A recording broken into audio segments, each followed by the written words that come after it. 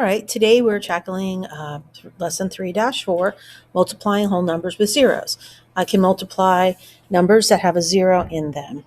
So there's a couple different ways you can do this process. School district replaced all of the desks in its classes. There are 103 classrooms, and each classroom needs 24 new desks. How many desks will the school district need to buy? Use structure. Use what you know about multiplying 3-digit and 2-digit numbers. Show your work. So if you were going to write the equation for this, you would have 103 classrooms times 24 desks equals some unknown number. We don't know what the answer is. There's a couple ways you can do this. If you use the standard algorithm and the distributive property, you can rewrite it and use distributive property to multiply. 4 times 3 is 12. Put the 2 down, carry the 1. 4 times 0 is 0, plus 1 is 1, and then 4 times 1 is 4. So what you're saying is this is the same as saying 103 times 4 equals 412. Now we're going to do 103 times 20. We're going to distribute the 20. So we're going to say 20 times 3 is 60. Put the 0 down and the 6. And now we're going to do 2 times 0 is 0. 2 times 1 is 2. And then we're going to add together our partial products. So this was 103 times 20. Adding together our partial products, we have 2,472. There's another way you could do this. You can break up the factors. We can say 100 times 24, you could probably do that in your head, is 2, 4, and we annex 2 zeros. And then we can do 3 times 24. Again, many of you can do this in your head. And for those of you that caught on to the mental math last time in addition, we can actually use mental math for this one too. If you know that 3 times 25 is 75, you can solve that in your head, and then you rounded 24 up to 25 because these are compatible numbers. 3 times 25 are compatible, meaning that we tend to have that in our memory bank. And remember, we rounded up by 1, so 3 ones is 3. So if I subtract 3, I would have 72. Another way you can do this, if you watch the videos I sent out with some shortcuts, is 3 times 4 is 12. You put the ones place there, and 3 times 2 is 6, plus 1 is 7. It's another way you could do it. But anyway, what we wind up with over here, which some kids will be able to do this in their head. I know it's a little scary for some of you, but some of you could start doing this in your head, some of this computation in your head. So that's another way we can solve it. Over here is a traditional algorithm. Over here, you're breaking apart the numbers and you're using the distributive property. So you're breaking apart numbers. So those are two ways we can solve that. I wouldn't advise you to add 103 24 times. That would be a little crazy. But we have actually done, in the last math series we had another way you could do this. And I know last year you learned using like a grid model and some other methods. We really need to get to the point where we're at the algorithm. But when it comes to multiplying, there are lots of different ways to solve this. Some kids might want to do 103 times 10 is 1030. 103 times 10 is 1030. So now we've got that 20 taken care of. And then we can do 103 times 4 is 412. Add that together. What did I do wrong here? 103 times 10, 103 times 10, 103 times 4 let's see, we got the 2. Yep. 7. No, I got it. 4, 2. So there's lots of different ways you can solve that. The bottom line is you need to come up with the correct answer. And when you head to middle school, you need to know how to use the algorithm and the distributive property. So that's where we're headed. If you're not there yet, we'll get you there. Don't worry. What is a good estimate for the problem above? So if we're estimating 103 times 24, remember, we can round. We can round one number and leave the other number alone. We could do that. That's probably the most logical place to go with this for an estimate. But anything close to that is a good estimate. All right, moving on. And I know this is tricky for some of you. I do have some math links up for you to help you practice your multiplication of double-digit numbers. And there's lots of videos you can watch. The videos from YouTube will help you a lot. How can you multiply with zeros? So an antique steam train makes one sightseeing tour each day. If every seat is filled for each trip, how many passengers can it carry for 31 tours? You can use multiplication to find the total number of passengers. So we have 31 times 208. Here they did 30 times 20, and they did a diagram. This is for the estimate. 30 times 200, is 6,000. Here is our drawing a, oh my gosh, my mind is slipping there. I'm filming this on Friday afternoon. So they drew a bar diagram. There we go. Totally forgot the name of that, but they used the bar diagram model there. Here they're using the distributive property, 8 times 1, and you don't even probably have to figure that one out. 208 times 1, you just write 208. That's your first partial product. And now we have to do 208 times 30. So we'd do 3 times 8 is 24. But remember to annex that 0 there because it's really not a 3, it's a 30. So we're going to make sure you are adding a 0 in the ones place, because when you do 3 times 8, if you put a 4 where that 0 is, you're going to mess up your whole problem. So be careful there when you're doing that. Suppose the train fills for an average of 102 seats for each tour. What is a reasonable estimate for the number of passengers the train can carry in 28 tours? So we would say 28 times 102. I would reasonably estimate that to be 100. So 28 times 100 is 2,800. All right, moving on, and we'll do some problems together. And please follow along with me. If you are confused, you can go back over and check your work. The buddy work will help you as well, too. If you don't have to do the whole thing. You could just do 5 or 6 problems in the buddy work and then move into your book work if you feel more comfortable. Always check your work with a calculator. In an auditorium, there are 104 rows with 24 seats. How many seats are available? So in this one, we have 104 rows and 24 seats.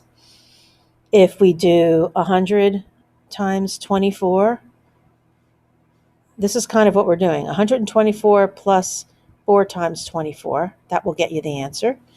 And if you're using the distributive property, that's actually exactly what you're doing.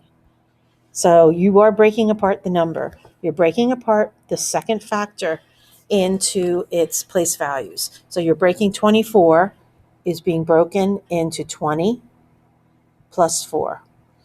And we're allowed to do that in multiplication. So 104 times 24.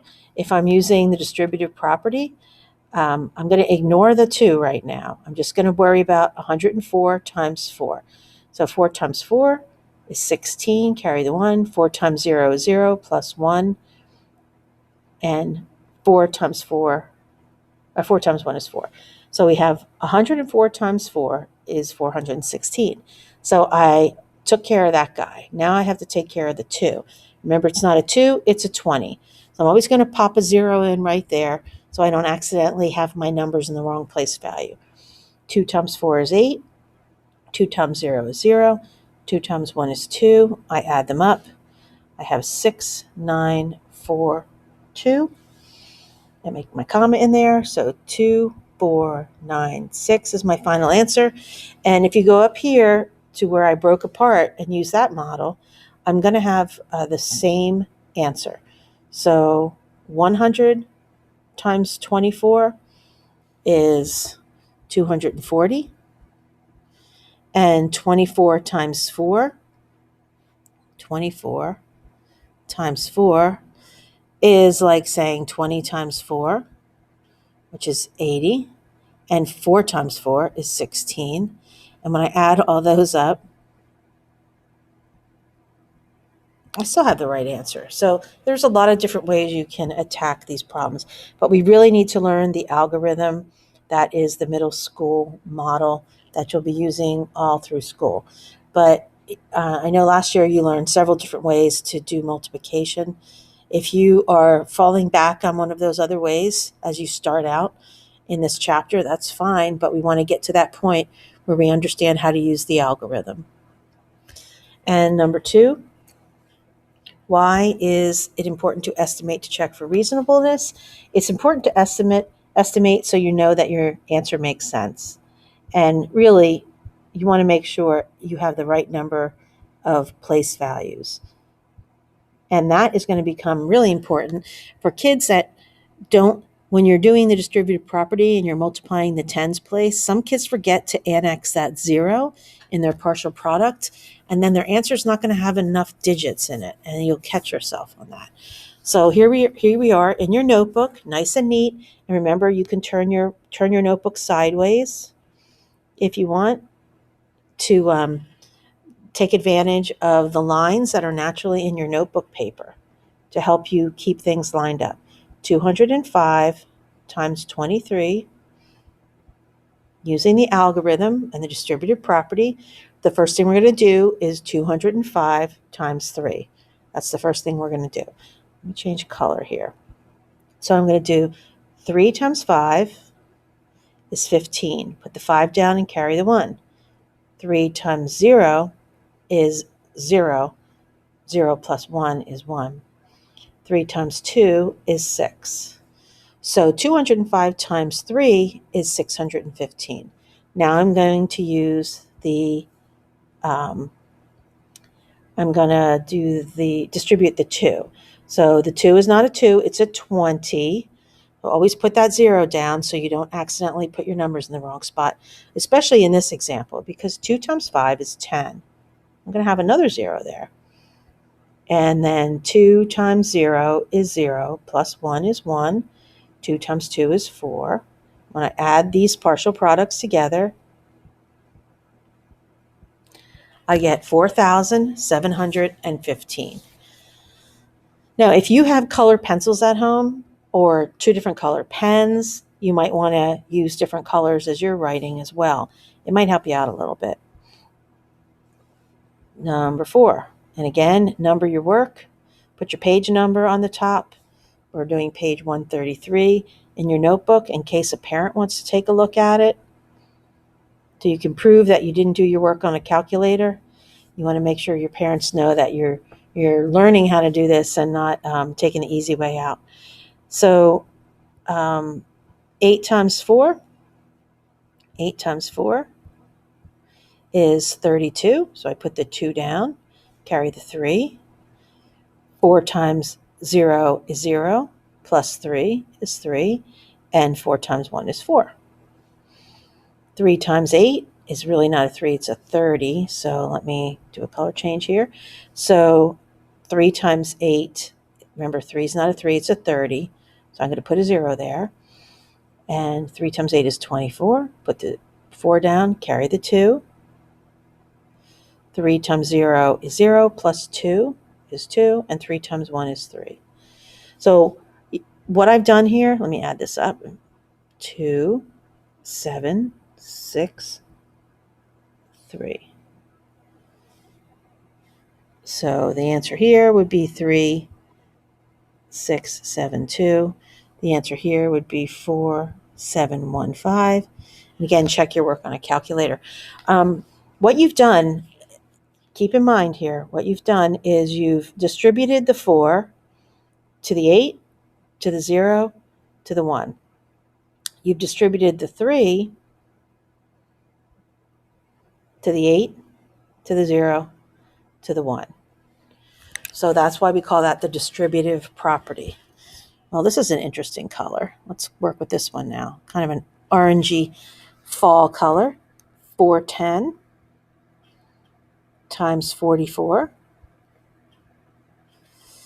Using our distributive property, 4 times 0 is 0.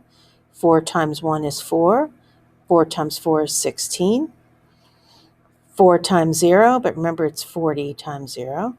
4 times 0 is 0. 4 times 1 is 4. 4 times 4 is 16. And if you figured out that you can actually, now I'm adding, because we were distributing the same number, let's see, 18,040. We were distributing the same number here and here. Once we did 410 times 4 and got this number, we could basically rewrite that same value with another 0, making sure we annex that 0. Notice our digits repeat. So that's a trick you learn as you're moving on in math, so you could save your time. Okay, this one here, 302 times 30, we know 0 times 2, 0 times 0, 0 times 3 is just going to give us a 0. So you can actually write out zeros if you feel like it, but most people, when they get up into middle school, you'll just write 1 0, and then you'll just start doing the next value. So 3 times 2 is 6, 3 times 0 is 0, and 3 times 3 is 9. So now we have 9,060. And that's basically how you do multiplication of double digits, again, which was taught in 4th grade, but you might need some review of it and reinforcement of it. If you need to use a times table chart, you can use one. If I spell that right there, yeah. If you have a times table chart, if you picked up a planner, there's one in there. If you have last year's planner, there's one in there. You can also print one out and just keep it right next to you. And that's fine. If you wanted to use a times table chart, if the multiplication is slowing you down, we don't have time to be learning our times tables right now while we're doing math instruction. So if you need that next to you to help you understand the process of double digit multiplication, and then you really need to be working on those VIFs or any other strategy to help you get your mastery of your times table. But now you can go off and do the independent practice below, or you can do the buddy work. And as you're working on the independent practice, there's 12 problems. If you want to do 6 of them, check your work on the calculator. If you get them all right, you know what you're doing. That's fine. You don't have to do all those problems. I just need to make sure you understand what you're doing and practice it a little bit. So there we go. 3 dash, what are we on? 3-4.